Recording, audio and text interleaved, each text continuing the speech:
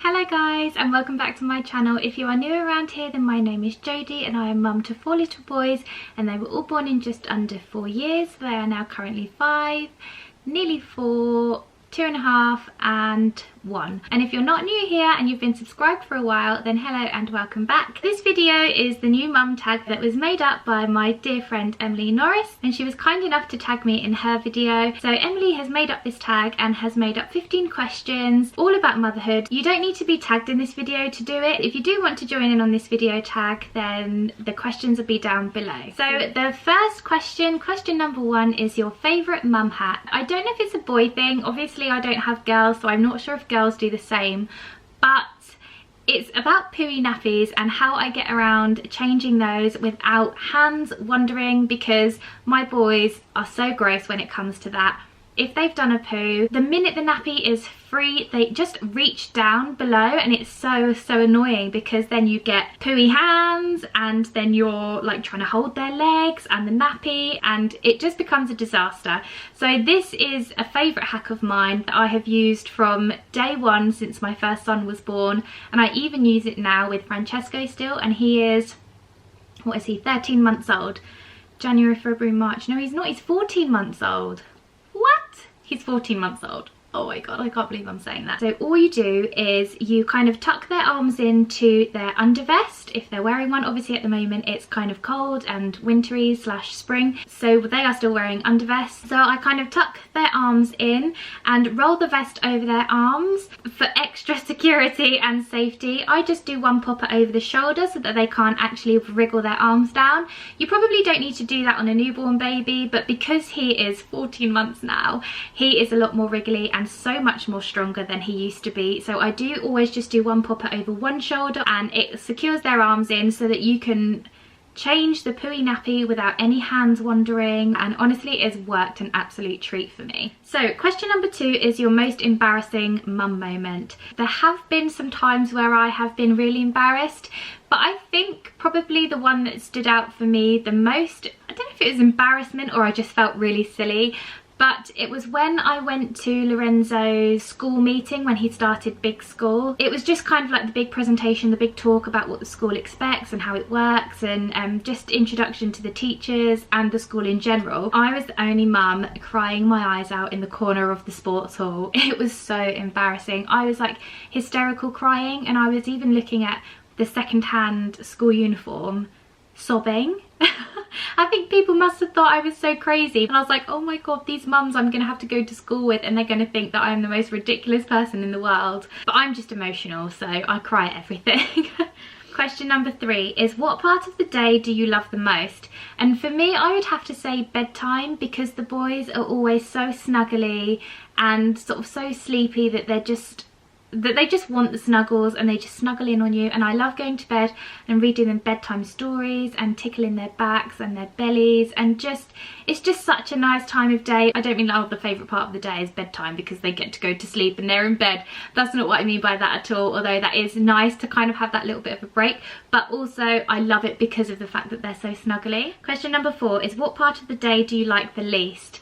I would have to say the school run in the morning. Not that I hate it, I don't hate it, but that's the part of the day that I dread the most, because it's always such a faff getting everybody ready in the morning and leaving the house by at least 8 o'clock. It is quite difficult. Also, I don't like the fact that I'm dropping Lorenzo off to somebody else for the whole day. Like, I get, not jealous, but I just get, I don't know, I feel sad that I'm not spending the day with him. I know it's part of school and it's a part of what they have to do, but again, as I said, I am so emotional and so sensitive, but I just don't like that part of the day, knowing that he's going to have fun and spend the day with other people and not be at home with me. Question number 5, the worst thing someone said to you when you were pregnant. I've had a few funny things people have said to me, but I must admit the thing that sort of stood out to me the most was when I was pregnant with Francesco, so baby number 4. I got a lot of, what, again? Not congratulations or, oh wow, I'm so happy for you. It's like, what, again? Another one?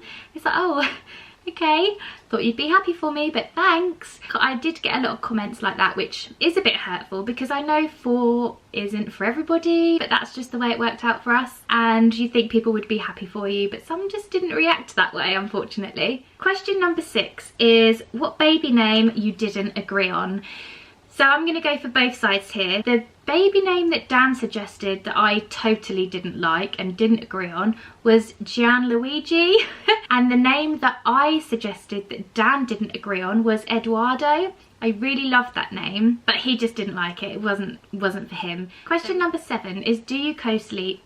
No, we don't co-sleep. That wasn't really for us. It wasn't something that we felt comfortable doing. I know everybody is totally different, and I'm not bashing anybody that does co-sleep, because I think whatever works for you as a family, great, just go with whatever works for you, but it's just not something that would have worked for us. That doesn't mean to say that they don't end up in our bed, because sometimes they do, but they're not there all night. We do put them to sleep in their own beds, and if they are unsettled and we can't settle them in their own beds, then that is an option for them to bring in into our bed, but we do not really like to co-sleep at all, to be honest. Question number 8 is something that you bought but never used. We bought this with Lorenzo, and I don't really know why now, because they say that it's so unsafe, but at the time somebody recommended it and said that this was a safe option, and it was a car seat canopy, and it was something that we bought and actually never ever used at all. I don't know why we bought it. I think, you know, when you're pregnant with your first and you're just like all these little gadgets and you're like, oh yeah, I'll get that, oh yeah, we might need that, or I'll just buy that, and actually it was something that stayed folded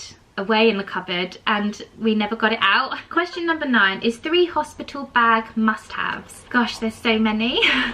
But I will do 3 for baby and 3 for mum. So 3 for mum that I've chosen is lip balm, 100% lip balm, because in hospital your lips gets so dry, and a hairband to tie your hair back or to plait it or just to get it out of your face. And for number 3 are pads, maternity pads, and lots of. 3 for baby, they may seem really obvious, but wipes, nappies, lots of nappies, and baby grows.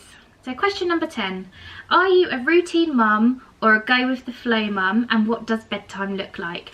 So I am a routine mum, but I am not a strict routine, because if, for instance, we go out for the day, I'd want them to be able to nap in their pram or in the sling or whatever we're using. So I don't necessarily, when I'm at home, put them down for a nap in their cot. If they fall asleep, then I could just leave them on the sofa or put them into their bed if I know that they need a better sleep. So I do have a routine, and we do have, I think, a good routine at home. You know, we have breakfast, we have lunch, we have dinner, bath, everything like that. So we do like routine, but we are not totally strict. It doesn't matter if we are late one day or they don't get their nap, or, you know, they have their bath at 7 o'clock. It doesn't really bother us. We are quite relaxed people. Me and Dan, as parents, we are very relaxed. But I do find that a routine helps with the boys so that they know where they're at that part of the day, if that makes sense. Bedtime for us can be a little bit chaotic depending on how tired they are. If they are way overtired and not napped, then it can be a little bit stressful and a bit mad. The boys go to bed really well. They do now anyway. I mean, the older two, they're not, you know, fussy at all. Sometimes Nico, number 2, he will push his luck a little bit and come to the top of the stairs quite a lot and ask for mummy and daddy and milk and all that kind of stuff. But we do find the more we tend to that, then the more they do it. So we just kind of like leave them to it a little bit, and then they eventually just take themselves off. So yeah, I do find our bedtime actually isn't too bad. So question number 11 is, what type of labour did you have and what pain relief did you choose? So for Lorenzo,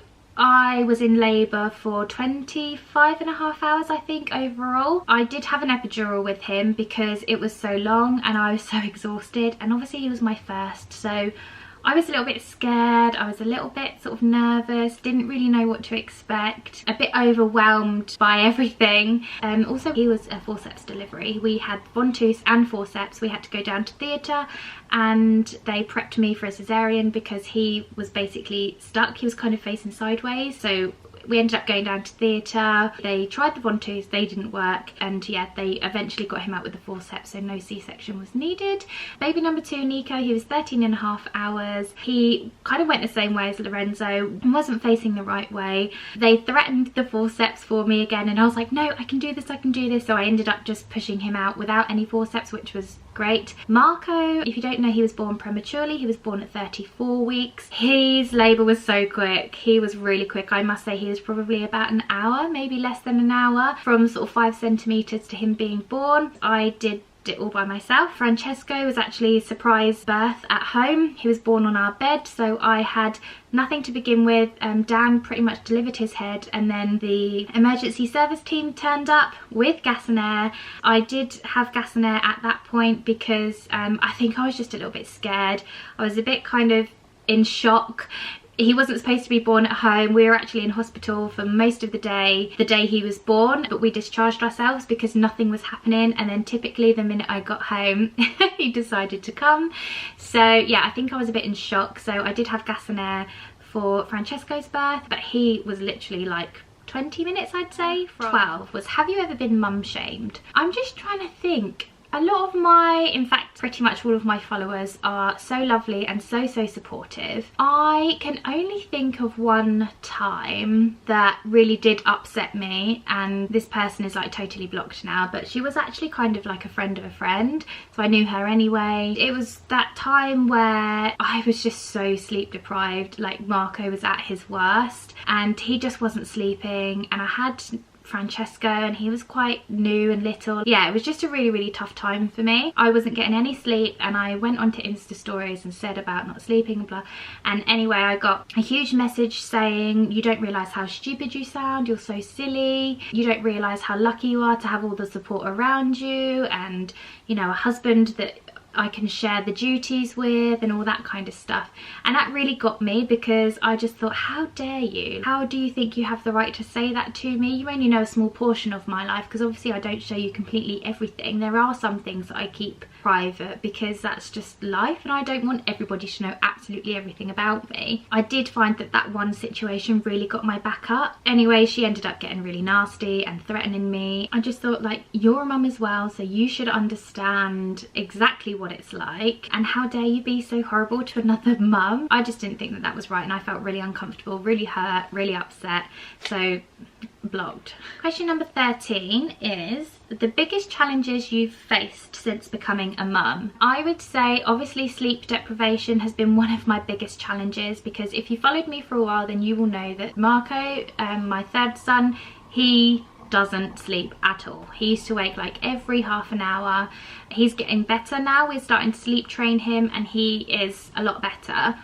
Still not 100%. I'm still up a lot in the night, obviously for the baby as well. Yeah, he was really bad, and I was so exhausted, like almost clinically exhausted. I had nothing in me. I felt so ill all the time. I was just not in a good place at all. So that was a massive challenge for me. But I would say probably the biggest challenge since becoming a mum for me has to be dealing with Marco's birth defect. If you don't know Marco, my third son was born with a birth defect called talipes, and he's undergone, I say surgery, it's more of a procedure. It's still not nice either way. He was awake, it was just numbing cream, but they basically snipped his Achilles tendon in both of his feet, heels. Just dealing with the whole condition in itself has been really heartbreaking for me, and really difficult. Even now, thinking about it now and looking back, it's really quite not a sore subject, but I don't even know why I'm getting upset. How silly is that? Definitely, I think when you become a mum, you just expect everything to be perfect and happy, and you don't ever expect anything to be wrong with your child. To know that you're going to have a baby that's not perfect, he obviously is perfect. He was and still is perfect to me, but from an outsider looking in, he wasn't perfect because his feet weren't straight. I've done a whole video about it, so if you're not sure what talipes is, then I'll also link that down below for you as well, so you can find out more about his condition. Yeah, I definitely think one of the biggest challenges for me as a mum had to face, and still is facing, is having a baby born with a condition that you know he's going to need help, that you know is going to affect his his life, and yeah, it's just horrible. Anyway, moving on. Next question. The best bit of advice you've ever been given and the biggest piece of advice you'd give to a new mum. So my mum gave me advice when I was pregnant with Lorenzo. It was to look after yourself, because if you don't look after yourself, then how on earth are you going to look after your baby? So you need to make sure you take time for yourself. I know it's easier said than done. Sleep when the baby sleeps. Make sure you feed yourself. Drink when the baby drinks. Just keep yourself healthy and well, because if you're not well and you're not healthy, then how are you going to have the energy to look after your baby? So the best advice I'd give to another mum or a new mum would to be just trust your mum instinct and be proud of the decisions that you make for you and your family. Just because your decisions may be different to a friend who's had a baby doesn't go to say that yours is wrong. So be confident in the decisions that you make and know that the decisions that you have made or you are making are the right ones for you and your baby. And the last question is, who is your mum crush? Now I'm gonna say these two people in particular, not only because they are absolutely beautiful, they are inspiring because they work so hard, they have beautiful families, and their morals, everything about life and motherhood is just brilliant, and I can relate to them on such a level. It's so nice. Number one, my mum crush has to be my lovely friend, and I will say she is a friend because we are so similar and we get on so well. Whenever we are together, we just are together, and it's Izzo's Lorena. She is so lush. She is Brazilian, but she lives in Wales, and she has a little boy called James and a little girl called Isabella. They are just so adorable. And make sure if you're not subscribed to Aziz's channel, then you must. I'll leave her link down below. So she is definitely my number one mum crush. And number two, I would have to say, is Lisa Prideaux. I always get confused and I never know how to say it, but I'm sure it's Prideaux. She's Italian and she's just had baby boy number 3, so she's a fellow boy mum. She's got Vinny, Renzo and Orlando. She's just gorgeous, and so is her family, her home and everything. She's so lovely. So those are my two mum crushes, and I also tag you both as well. Thank you so much for watching. I hope you enjoyed this video. If you did, give it a huge thumbs up. Please subscribe while you're over here, and I look forward to seeing you in my next video. Thank you for watching. Bye.